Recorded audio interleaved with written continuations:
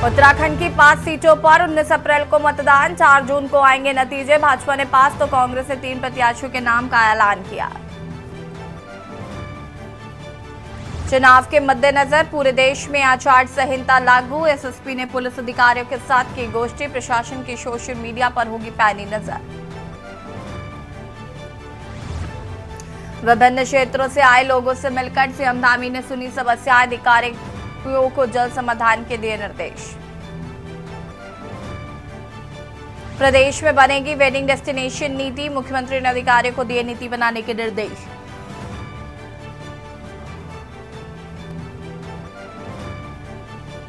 BJP हर booth पर बढ़ाएगी 370 vote. Bhajpa ने कई नेताओं को दी जिम्मेदारी। जीत का आंकड़ा भी डबल करने का टारगेट।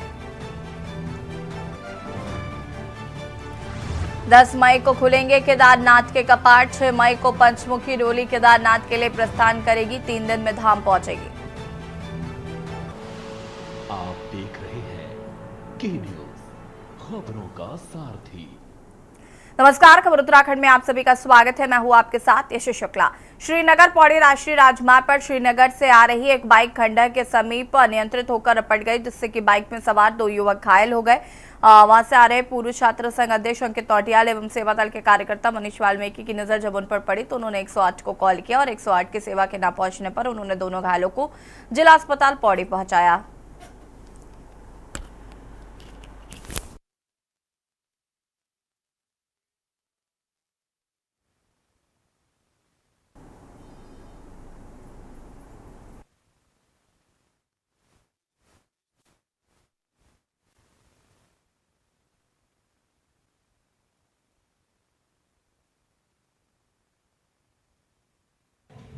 जी, प्रकरण ये है कि हम श्रीनगर से ऊपर की तरफ आ रहे थे पौड़ी की तरफ, और खंडा से थोड़े से ऊपर 2 लड़कों का बाइक से एक्सीडेंट हुआ है जो रोड के किनारे पड़े हुए थे। और वहाँ पे लोगों की जब भीड़ हमने देखी, हम रुके तो हमने पूछा क्या हुआ है, तो उनकी बाइक स्लिप हो गई थी कंक्रीट में।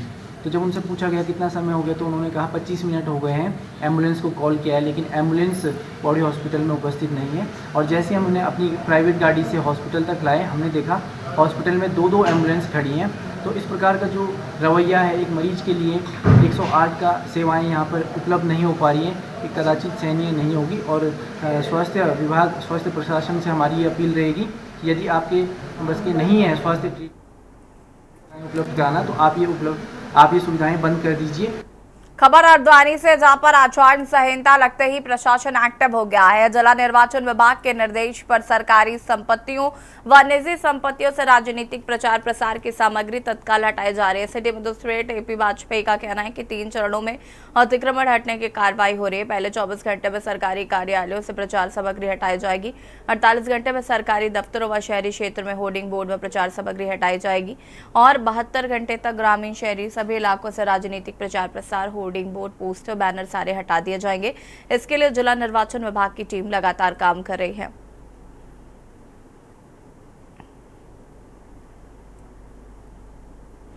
जो हमारी एसी लेवल पे टीमें गठित की गई हैं उनके द्वारा इसमें कार्रवाई की जाएगी। 24 घंटे, 48 घंटे और 72 घंटे में जो सरकारी संपत्तियां हैं, सरकारी परिसर हैं, इसके अलावा निजी संपत्तियां हैं, उस पर किसी भी प्रकार की जो प्रचार सामग्री लगी है उसे हटाया जाना सुनिश्चित किया जाना है। उसके लिए सभी तैयारियां पूर्ण की जा रही हैं।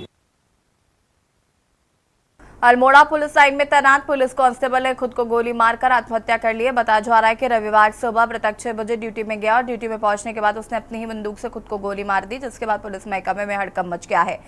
मामले में मृतक कांस्टेबल बागेश्वर जिले के रहने वाला है और पुलिस लाइन में तैनात था और एसएसपी ने कहा कि पूरे मामले की जांच की जाएगी।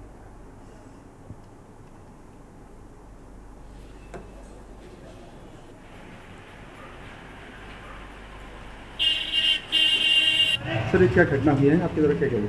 देखिए, हमारे ये पुलिस लाइन में तैनात एक कांस्टेबल है सुंदर, जिसको गोली लगी है। तो गोली अब किस कारण से लगी, क्या वजह, इसकी हम जांच कर रहे हैं। फिलहाल अभी इसको हॉस्पिटल लाया गया, जांच को घोषित कर दिया गया है। अभी पंचनामा की कार्रवाई चल रही है, परिजनों का हम वेट कर रहे हैं। उसके बाद पंचनामा भरा के फिर पोस्टमार्टम करा के जो भी होगा वो उसमें डिस्कस करेंगे हम लोग। बाकी क्या कारण है, क्या वजह है, किस कारण से, उसकी भी जाँच की। पर्यटन सीजन के दौरान नैनीताल और आसपास के झीलों में नौकायान का आनंद उठाने वाले पर्यटकों के लिए आके नाविक जोर शोर से नाम दरमान की तैयारियों में जुटे हैं। आइए हम आपको बताते हैं कि जिस रोविंग बोट में आप सफर कर नैनी झील की सैर करते हैं वो आखिर बनती कैसे है।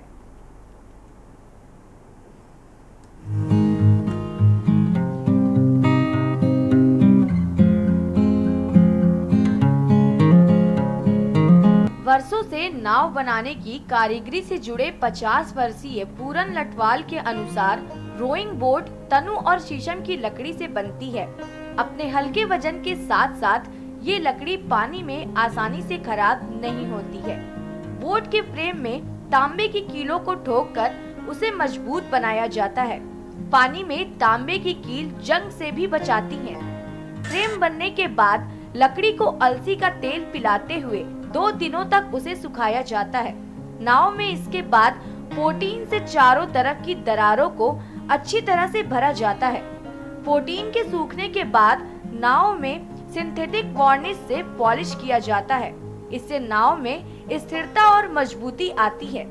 नाविक समेत 4 लोगों को घुमाने वाली इस नाव की सुरक्षा के लिए सभी महत्वपूर्ण इंतजाम किए जाते हैं। एक नई रोइंग बोट बनाने में लगभग 60,000 रुपए का खर्च आता है। ये है इधर को हमें एक तो काम कम है, इधर को फर्स्ट मील तो ये है हल्का काम है, और दूसरा ऐसा है ये मौसम जो है हमारा जो है बोट बनाने के लिए बड़ा अच्छा होता है, क्योंकि ना इसमें ज़्यादा धूप होती है ना ज़्यादा सर्दी होती है। कभी मौसम साफ तो कभी उसमें जो है इसमें लकड़ी को जो है हमारा नुकसान कम होता है। और टाइम हम जैसे कि और टाइम में जैसे अगस्त में या सितंबर में इस अगस्त में इसमें जिसमें उसमें धूप तेज़ी होती है उसमें बोट की लकड़ी फटने का हमारा डर रहता है। तो इसलिए ये काम ज़्यादातर इसी महीने में होता है सर। ये हम ज़्यादातर जनवरी से ये फरवरी से लेके इधर मार्च अप्रैल तक 2-3 महीना काम ये पूरा रहता ही है। उनकी लकड़ी जो है इसलिए महत्व भी आती है, एक तो नंबर 1 तो वो हल्की होती है, सूखने के बाद कुछ हल्की है, और दूसरा जो है बैंड हो जाती है। पूरी नाव बनाने के लिए बेंडिंग के लिए बहुत बढ़िया रहती है। ये जो हमारी बोटें हैं ये पानी में चलती हैं, इसमें लोहा का इस्तेमाल नहीं होता है, क्योंकि लोहा जो है जल्दी जंग पकड़ जाता है। इस तरीके से नाव की उम्र लंबी हो जाती है। नैनीताल में जो भी पर्यटक आते हैं वो एक बार इन रोइंग बोट में नौकायान जरूर करना चाहते हैं। यही कारण है कि ये व्यवसायी नौकाओं की मरम्मत के काम में जुटे हैं। नैनीताल में लगभग 250 नाव हैं, जिन्हें हर 2 वर्ष में सुधार की जरूरत पड़ती है। हालत नाजुक पड़ने पर नाव में पानी भरने लगता है। शुरू में तो ये इतना खतरनाक नहीं होता, लेकिन ज्यादा जल भराव के बाद पर्यटकों को भी जान का खतरा बढ़ सकता है। लिहाजा नाव मालिक समय से नाव की मरम्मत करवा लेते हैं। नैनीताल के नाव चालक आगामी सीजन के सफल होने की उम्मीद कर रहे हैं। नैनी झील लगभग 1.43 किलोमीटर लंबी है और नाविक पर्यटकों के लिए आधा और पूरा चक्कर लगाकर चारों तरफ के दर्शन करते हैं। नैनी झील को सन 1839 में खोजा गया था, जिसके बाद से ही इस झील में नौका विहार शुरू हो गया था। मौजूदा वक्त में नैनी झील में 3 किस्म की बोट चलती हैं, जैसे रोइंग बोट, पैडल बोट और पाल नौका। ब्रिटिश काल में रोइंग और पाल नौका हुआ करती थी और कालांतर में पैडल बोट का आगमन हुआ। नैनीताल से कांता पाल की रिपोर्ट। प्रधानमंत्री ग्रामीण स्वच्छता अभियान के तहत उत्तराखंड एजुकेशन वेलफेयर सोसाइटी की ओर से कोटद्वार में कलाल घाटी में लगाई गई सैनिटरी पैड बनाने का काम शुरू किया गया है। उत्तराखंड गौ सेवा आयोग के अध्यक्ष पंडित राजेंद्र अंतवाल ने उद्घाटन करते हुए कहा कि प्रधानमंत्री ग्रामीण अंचल तहत ग्रामीण क्षेत्र की महिलाओं के स्वास्थ्य के लिए सरकार द्वारा कई योजनाएं चलाई जा रही, जिसका लाभ बड़ी संख्या में महिलाओं को मिल रहा है। देखिए, एक ऐसा अभियान है जिससे स्वच्छता के साथ साथ स्वास्थ्य की भी को भी लाभ होगा और ये रोज़गार भी सृजन होगा। अभी हमने एक यूनिट का स्वच्छता मिशन के तहत जो ये डायपर बनाने की एक मशीन का उद्घाटन किया है। ये बालिका यहाँ पे इसको चलाएंगी और मैं समझता हूँ ये एक तो जो महिलाओं में जो कई प्रकार की दिक्कतें होती थी उससे बचने के लिए ये डायपर बनते हैं। और इसी बीच आपको लक्सर से खबर बता देते हैं। लक्सर से खबर। आचार संहिता लागू होते ही पुलिस ने कसी कमर। लक्सर से खबर। चुनाव से पहले शस्त्र धारकों पर पुलिस की कार्रवाई। शस्त्र जमा करने के लिए गांव-गांव किया गया अनाउंसमेंट। शस्त्र धारकों को संबंधित थाने में जमा करना होगा अपने शस्त्र।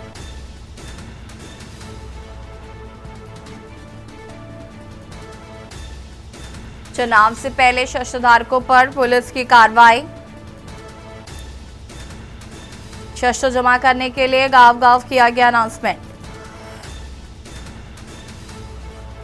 शस्त्र धारकों को संबंधित थाने में जमा करने होंगे शस्त्र। लक्सर से खबर। आचार संहिता लागू होते ही पुलिस ने कसी कमर।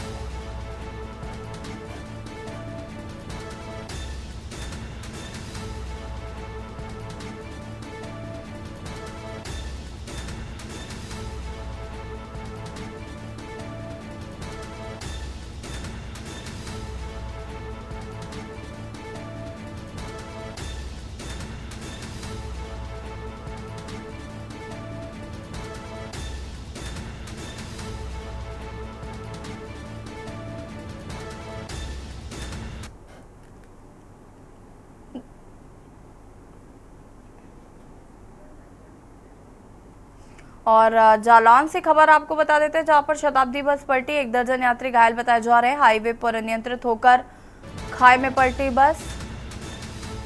हादसे में बस में सवार 1 दर्जन सवारियां घायल। घायलों को इलाज के लिए जिला अस्पताल भेजा गया। हादसे में 2 लोग गंभीर रूप से घायल। Medical college Jhansi refer. Indore से कानपुर जा रही थी शताब्दी ट्रेवल्स की बस। एटा थाना क्षेत्र के NH 27 पर गिरधान के पास हुआ हादसा।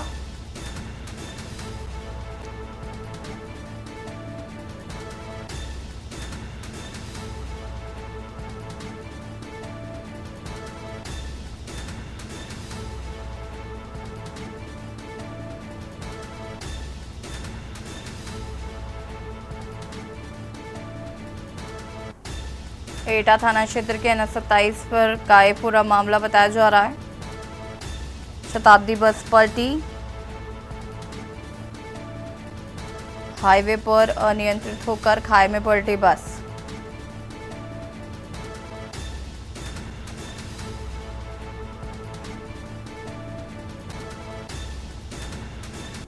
ये इंदौर से कानपुर जा रही है और इसका एक्सीडेंट उरई से 16 किलोमीटर पहले हुआ। लगभग कितनी सवारियां इसमें बैठी होंगी? लगभग आप मान के चलिए बस पूरी फुल थी और मेरे हिसाब से कुछ झांसी में उतर गए थे तो 15-20 सवारी उसमें ही बैठी थी। ठीक है, मेजर इंजरी आप 4-5 की आप मान सकते हैं, ज़्यादा इंजरी थी जिनका आपको कंफर्म हुआ है कि वो इनको झांसी ट्रांसफ़र कर दिया गया क्योंकि उनको ज़्यादा डैमेज था। बाकी यहाँ लोकल हॉस्पिटल में है उरई में, जो सरकारी अस्पताल था, इमरजेंसी में पुलिस प्रशासन फ़ोन करने के बाद सभी पहुँच गए थे और सभी को जो जहाँ भेजा गया वहाँ सब सेट हो गया। और इसी बीच आपको रायबरेली से खबर बता देते हैं। रायबरेली से खबर। लाइसेंसी कारखाने में विस्फोटक का मामला। रायबरेली से खबर। मौके पर पहुंचे राज्य मंत्री स्वतंत्र प्रभार दिनेश प्रताप सिंह। गोला बारूद से कारखाने में विस्फोट से एक युवक की हुई मौत। महाराजगंज कोतवाली क्षेत्र के पहरे मऊ की घटना बताई जा रही है।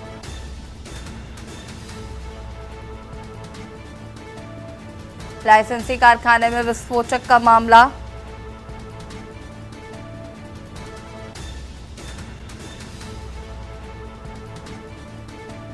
गोला बारूद से कारखाने में विस्फोट से एक युवक की मौत।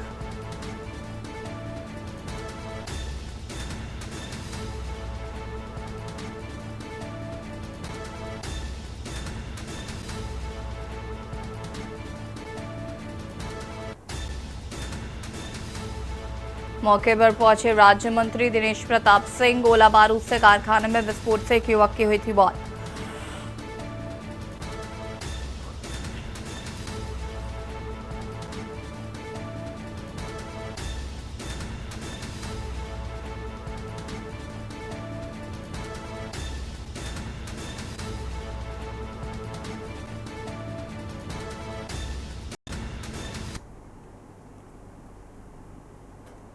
बुलंदशहर से खबर, जहां पर बारातियों पर किया ग्रामीणों ने जानलेवा हमला। बारात चढ़ाते समय बारातियों पर हुआ जानलेवा हमला। ग्रामीणों ने बारातियों पर धारदार हथियार से हमला किया। सूचना पर मौके पर पहुंची पुलिस फिलहाल जांच पड़ताल में जुटी। 3 बारातियों को नजदीकी स्वास्थ्य केंद्र में भर्ती कराया गया है। दूल्हे के भाई के गंभीर हालत में उसे रेफर किया गया। हमलावरों की गिरफ्तारी करने में जुटी पुलिस। कोतवाली जहांगीराबाद क्षेत्र के गांव बजेड़ा का ये पूरा मामला बताया जा रहा है।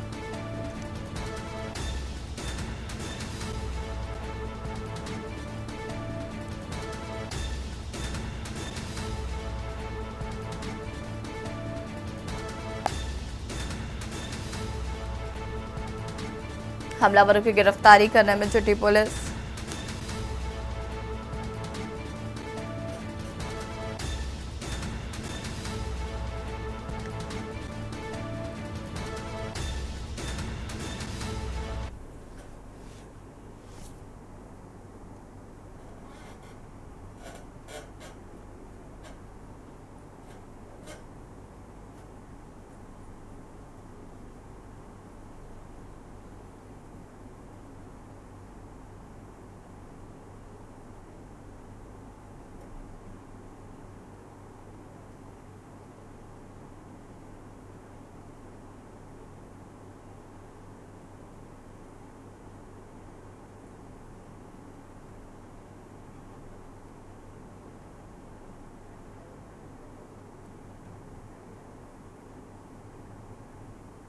एटा से खबर, जहां पर आदर्श आचार संहिता के युवक उड़ा रहा धज्जियां। सोशल मीडिया पर निगरानी के बाद युवक उड़ा रहा धज्जियां। शस्त्र प्रदर्शन कर जनता में भय व्याप्त कर रहा युवक। सोशल मीडिया पर हुआ शस्त्र प्रदर्शन का वीडियो वायरल। क्षेत्र में दबंगाई भौकाल के उद्देश्य से किया वीडियो वायरल। बेखौफ होकर शस्त्र प्रदर्शन कर रहा है युवक। एटा थाना बागवाला के गांव कुंदनपुर का ये पूरा मामला बताया जा रहा है। सोशल मीडिया पर हुआ शस्त्र प्रदर्शन का वीडियो वायरल। क्षेत्र में दबंगाई भौकाल के उद्देश्य से किया वीडियो वायरल।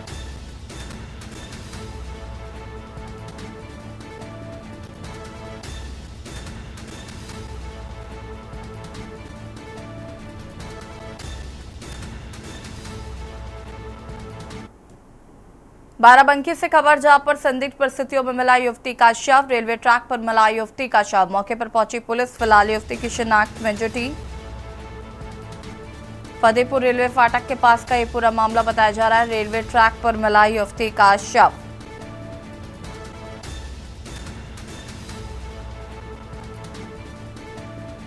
फतेहपुर रेलवे फाटक के पास का ये पूरा मामला बताया जा रहा है।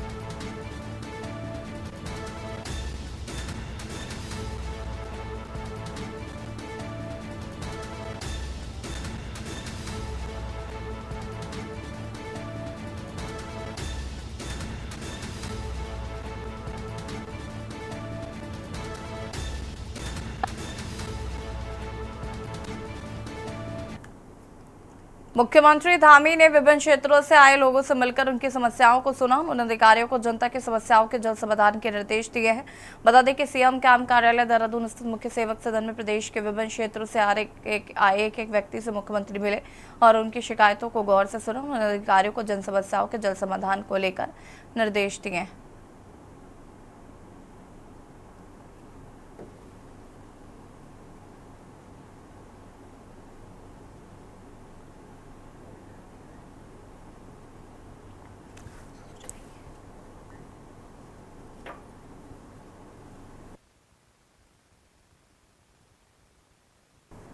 और चंदौली से खबर आपको बता देते हैं। चंदौली से खबर, मोबाइल के चार्जर ने ली किसान नेता की जान। चंदौली से खबर, करंट की चपेट में आने से हुई दर्दनाक मौत। किसान नेता को अस्पताल ले जाते समय हुई मौत। मोबाइल को चार्जर से निकालते समय हुआ हादसा। करंट की चपेट में आने से हुई दर्दनाक मौत। किसान नेता को अस्पताल ले जाते समय हुई मौत। मोबाइल को चार्जर से निकालते समय हुआ हादसा। आनापुर थाना क्षेत्र के आवाज नागपुर का ये पूरा मामला बताया जा रहा है। मोबाइल के चार्जर ने एक किसान नेता की जान।